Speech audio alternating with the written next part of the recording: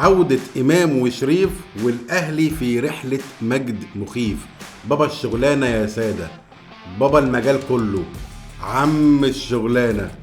يا جماعة النهاردة الأهلي بيقدم عظمة. النهاردة احنا لو الفرص اللي ضيعناها دي لو ما ضاعتش، انت تطلع بالماتش 5 و6 و7 مستريح. بس قبل ما نبدأ حلقتنا ما تنسوش نصلي على النبي عليه أفضل الصلاة والسلام.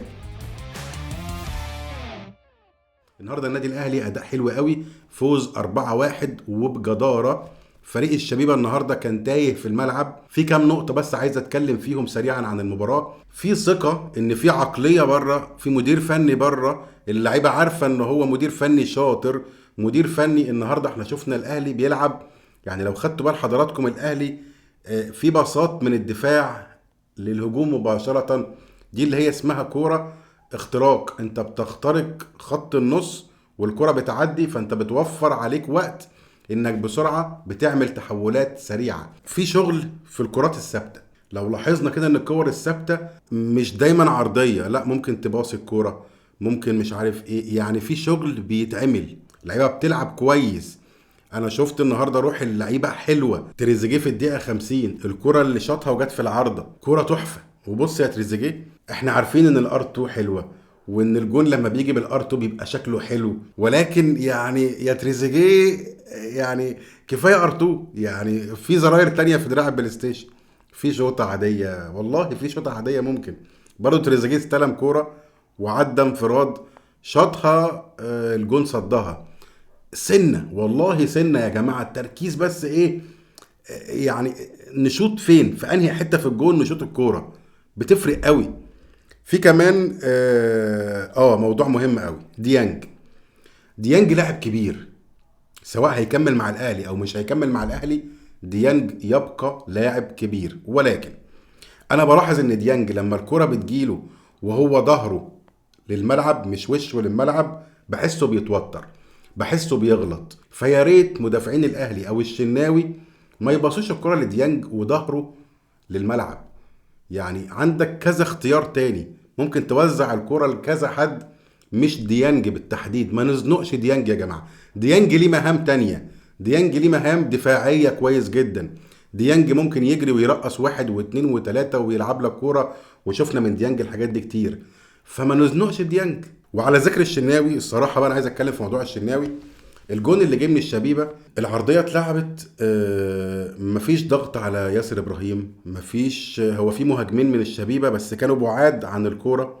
الشناوي طالع من مرماه، الشناوي اعتمد ان ياسر هيطلعها برجليه، الكره عدت من ياسر خبطت في رجل الشناوي ودخل الجون. الجون ضايقني. احنا كسبانين 4-1 والماتش حلو والاداء كويس، ولكن جون زي ده ما ينفعش. ما ينفعش. انت لو كان ممكن المباراه تتقلب عليك، يعني لو بنلعب في مباراه مهمه قوي بقى او نهائي افريقيا، التفاصيل دي بتفرق. اما نزل مصطفى شوبير، طبعا نتمنى السلامه للشناوي، هو خرج مصاب بس ان شاء الله يعني يكون اصابه خفيفه. ولكن اما نزل مصطفى شوبير حسيت ان انا مطمن للامانه. مصطفى شوبير مهما اتكلمنا عنه هو حارس كبير وحارس عملاق، والمفروض بقى انا اتمنى ان المباريات اللي جايه ندي فرصه لمصطفى شوبير اكتر من الشناوي. انت حارس مرمى كبير وحارس مرمى، ياما خدنا مع بعض بطولات وياما نقصتنا في مباريات وياما صديت كذا صدة عالميه. ولكن يا شناوي يعني ندي فرصه لشوبير. انا وجهه نظري مصطفى شوبير يستحق الفرصه والتواجد في حراسه مرمى النادي الاهلي. فوز مهم جدا، بدايه دور المجموعات، فانت بتدي رساله لقاره افريقيا ان الاهلي بابا الشغلانه، مش بيهزر. تريزيجيه لما شفناه في لقاء مع ابراهيم فايق، طبعا الاعلامي المحترم، تريزيجيه كان بيقول ان اللعيبه دي والاداء اللي ادوه في كاس السوبر، لا اللعيبه تقدر تأدي اكتر من كده بكتير. فعلا لعيبه النادي الاهلي يا جماعه لعيبه كويسه. احنا ناقصنا مهاجم ضروري، لازم مهاجم، باك شمال مهم جدا، مدافع او 2 مدافعين.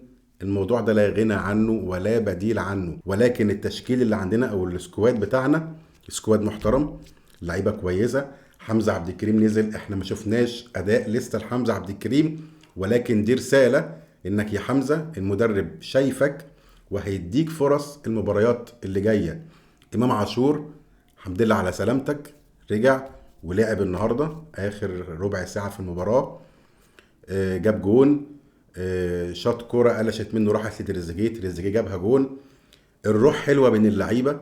تريزيجيه كان عايز هو امام اللي يجيب الجون، فتريزيجيه هو اللي جاب الجون، راح يشاور لامام. انا فرحت يعني، انا كاهلاوي النهارده بتفرج على المباراه، لا في روح، لا في اداء، في ثقه، في ثقه. اللاعب الاهلي بيرفع راسه، بيبص بعينه، بيباصي الكوره، في كده اللي هو ايه، يلا نستمتع مع بعض، يلا نلعب لعب حلو ونمتع جمهورنا باداء النادي الاهلي. فألف مليون مبروك للنادي الأهلي. 4-1 فوز مهم جدا جدا جدا. المباراة اللي جاية الجمعة القادمة في المغرب مع الجيش الملكي المغربي، عندنا كمان 3 أيام مباراة في الدوري مع الإسماعيلي. فكل التوفيق للنادي الأهلي، ودايما مبسوطين ودايما فايزين بإذن الله، وال13 يا أهلي إن شاء الله. شكرا ليكم، أشوفكم دايما بأفضل صحة وأفضل حال. سلام عليكم.